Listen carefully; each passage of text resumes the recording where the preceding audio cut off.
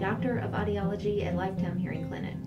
We opened in the summer of 2001, and I have been practicing in Tallahassee and Atlanta, and it came time to start a family, and we wanted to settle down, and we chose Lebanon because it's my hometown. I don't think that people should be rushed into getting hearing aids. I think that hearing aids are a personal decision that someone has to be ready for, and I think that because hearing loss happens so gradually, that sometimes people don't realize how much they're missing out on with their hearing.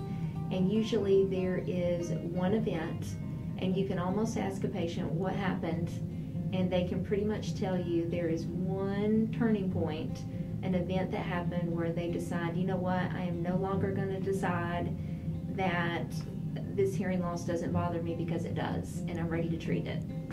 I think that in many settings, hearing clinics can be sales oriented, and I think that we wanted this clinic to be a medical based hearing clinic where people could have a relaxed environment where they could come and just learn about their hearing loss, learn how to treat their hearing loss, put some hearing aids in, see what they feel like, see what they sound like, and then just take that information and digest on it.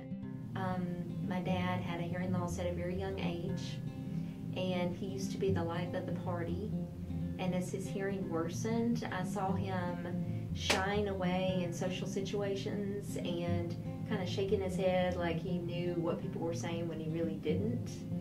And he was a completely different person than I knew that he really was. I think that that's what I love about being an audiologist is I have people come in and, you know, they're businessmen, and they have spent their whole lives being very independent and confident, and now they've reached a point where they don't feel confident doing business on the telephone because they can't hear very well. And I feel like what I'm able to do is I'm able to give people back their personality. I'm able to give people back the confidence that they once had. I think that we have a huge advantage over maybe larger, university research-based facilities because we get to know our patients on a one-on-one basis. We're friends with them. We have a relationship with them. We see them every 3 months. We clean their hearing aids. How are you doing? Are you having any problems? If you are, come on in. Let me fix it for you. If they're having a problem, we know about it very quickly before the hearing aid ends up in a drawer.